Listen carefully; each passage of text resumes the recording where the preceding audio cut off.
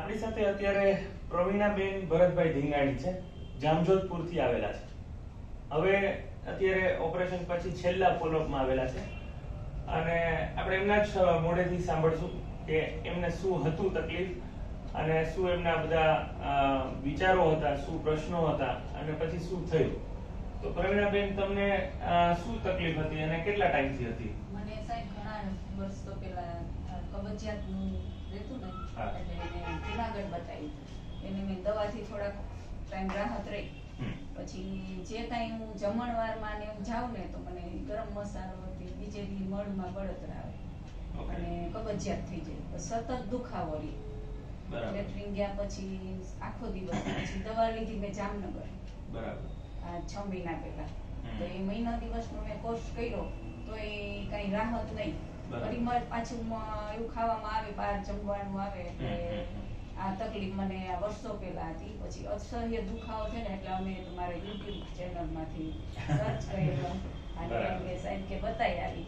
અને ઓપરેશન થી હું બીએલી જ હતી, ગભરાતી હતી મેં, કારણ કે શરીરમાં બહુ સ્ટેમિના પાવર ઓછો હતો. એટલે હજી કેટલા ઓપરેશન અને મનથી તમે બહુ મોટા ઓપરેશન નો. હા, એટલે આ શું હશે, મારે ઓપરેશન કરાવવાનું દવાથી મટી જતું હોય તો મારે ટ્રીટમેન્ટ થી બહુ સરસ. આ 10 દિવસ તો મને બહુ મજા આવે છે, એમ કે સરસ રિકવરી છે. સતત હું જોબ કરું એટલે મારે સતત બેસવાનું આવે અને ટાઈમિંગ ખાવા પીવાનું, પછી પાણી ઓછું પીવાનું, એના હિસાબે કબજિયાત મારા શરીરમાં વધારે જોર કરે. પ્રવીણાબેન શિક્ષક છે, વ્યવસાય શિક્ષક છો, પ્રાઇમરી ટીચર છો ગવર્નમેન્ટ સાથે. હા, જેમ ડોક્ટર મહત્વ છે એના કરતા વધારે શિક્ષક નું મહત્વ સમાજમાં વધારે છે. એમાં એવું કે તમે આ જગ્યાએ જાઓ, અમે ખોટા બહુ ફાફા માર્યા કે માં જઈ આવે તો સારું, જે કઈ ચીંધે ત્યાં અમે દવાથી મટતું હતું. પણ બેઝિકલી પ્રવીણાબેન ને પાઇલ્સ હતા, ફિશર હતું અને બધાથી થોડું અલગ. એમનો મળમાર્ગનું સ્ફિન્ક્ટર્સ વેર સો ટાઇટ કે ટચલી આંગળી પણ ના જાય.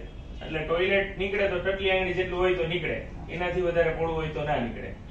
એટલે જનરલી નોર્મલ પેશન્ટ્સમાં એનેસ્થેશિયા, સ્પાઇનલ એનેસ્થેશિયા કે કોઈ પણ એનેસ્થેશિયા દઈએ એટલે 4 ફિંગર જતી હોય, તો પ્રવીણાબેન ને ખાલી 1 ફિંગર જતી હતી, જે તમને અમે દેખાડ્યું. 1 ફિંગર થી વધારે જાય જ નહીં. એટલે એમાં અમે પાઇલ્સ પણ કાઢેલા, ફિશર પણ કાઢેલું અને સ્ફિન્ક્ટરોટોમી, મળમાર્ગ પોળો કરવાની પ્રોસિજર હોય. એટલે એમનો પ્રશ્ન એ હતો કે સાહેબ મળમાર્ગ પોળો કરશું તો કંટ્રોલ હોય નહીં જાય ને, એમ, કારણ કે ઘણી જગ્યાએ સાંભળેલું હોય આપણે.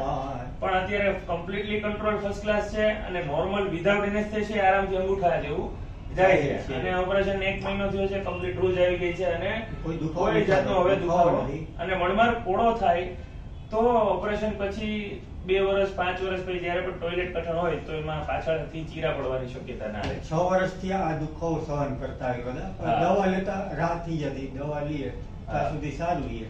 પણ અમને એવું લાગે છે કે હવે કાયમી ઉકેલે થઈ ગયો.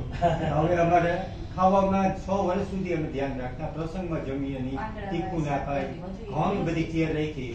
પણ આજનો છેલ્લો દિવસ છે, 1 મહિનો ધ્યાન રાખવું, પછી કાંઈ વાંધો નહીં, ડુંગળી લસણની ચટણી બધું ખાજો, કાંઈ નહીં થાય.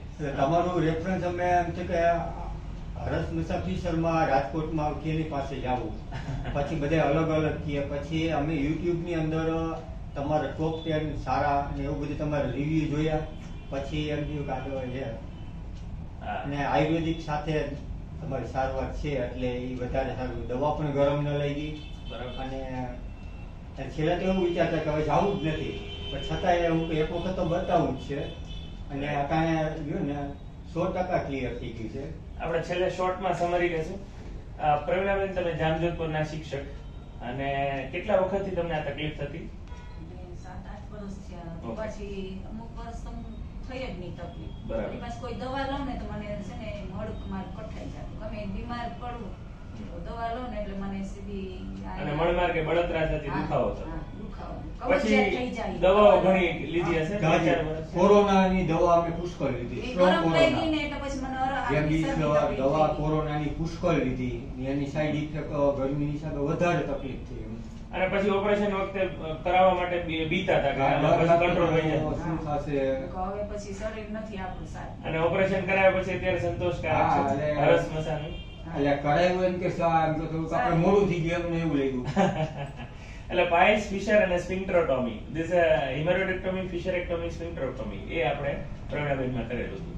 સારું પ્રવીણાબેન, તમે ખૂબ સરસ હેલ્ધી રહ્યો અને બાકી બધી તબિયત બીજા બધામાં તમારે કઈ એટલે ના અમે યોગ્ય જગ્યાએ આવ્યા અને અમને જે અમારી અપેક્ષા હતી એ પ્રમાણે અમે સારવાર મળી.